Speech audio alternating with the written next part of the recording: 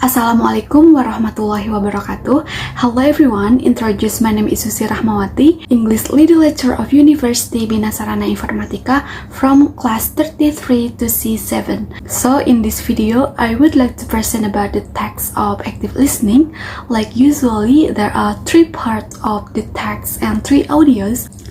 So let's move on to the part 1. This is about conversation between Toad and Sarah. So Sarah, I see you eat soup every day at work. Why are you eating soup every day? That's because I love to cook soup.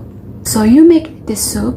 Yes, it is very easy to make. So you cook it and then you just bring it to work every day? Yeah, I just make a lot on Monday and then I bring it to work every day of the week. Oh, nice. So how do you make the soup? What's your secret? Well, I like to cook very easy, so I buy meat that's already cut up, usually chicken, and then some rice, usually brown rice, and then I buy some vegetables. So after I bought the ingredients, I chop them up and I put them all together in water until it boils and add some seasoning.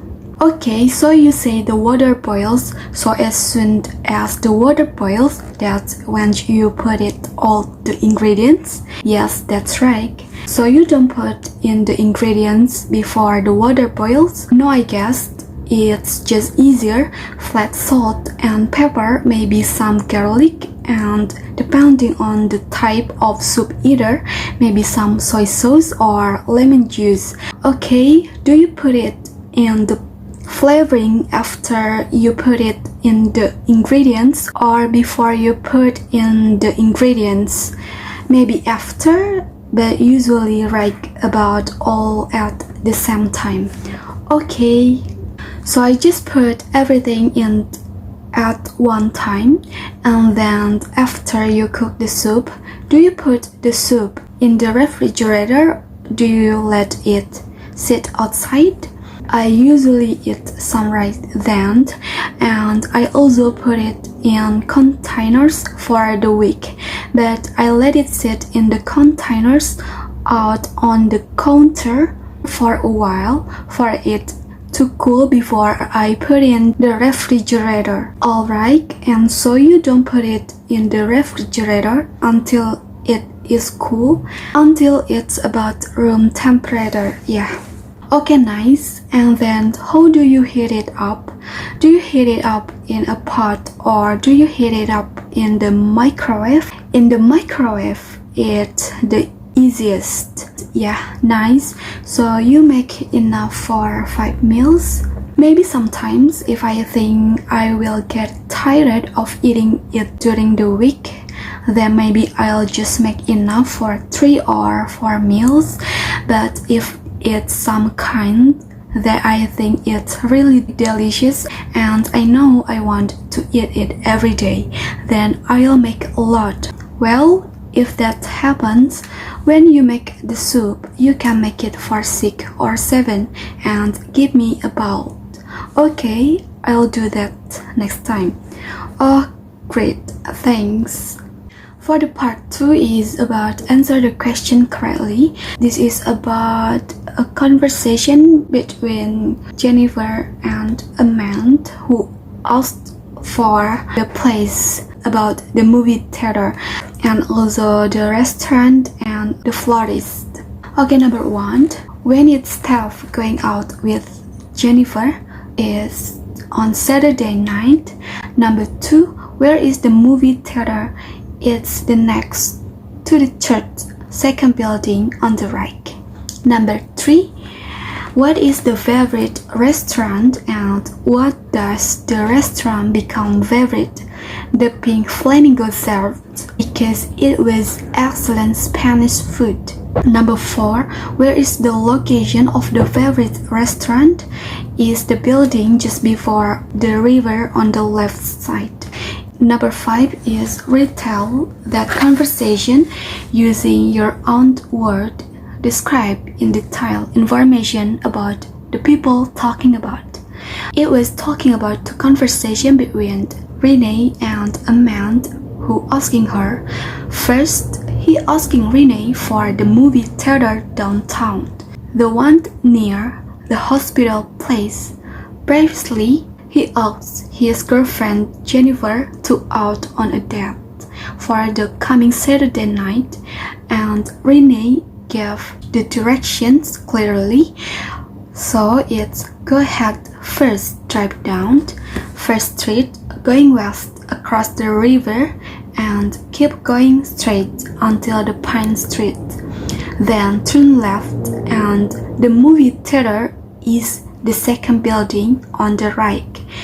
It's next to the church. Then the second, he asking for a recommendation, a restaurant, and Renee telling him for the recommended restaurant is the Pink Flamingo served because it was excellent Spanish food. Renee also told her clearly for the restaurant place, it's starting from the movie theater, go south on the Pine Street, cross 2nd Street and drive to the 3rd Street. Then he will see a parking lot on left side on the street. She thought that the restaurant is open on weekdays from 10:30 a.m. to 11:30 p.m. but it stays open until midnight on weekends. And the last, he asking for a place that sells flowers because he will going out to celebrate Jennifer's birthday. So Renee told him the only florist she know is in front on the stadium on the 2nd Street. Next to the part 3 is about retell the story using your own words. It's the different story. It tells about The Dog and the Sparrow by Brothers Dream, read by Rick Christopher Lead to go on the web at VCITUSFITU. Shepherd's dog who has a master that doesn't take care of him and often leaves him to suffer. He ran in a very sad mood. On the road, he met a sparrow that said to him, "Why are you so sad, my friend?"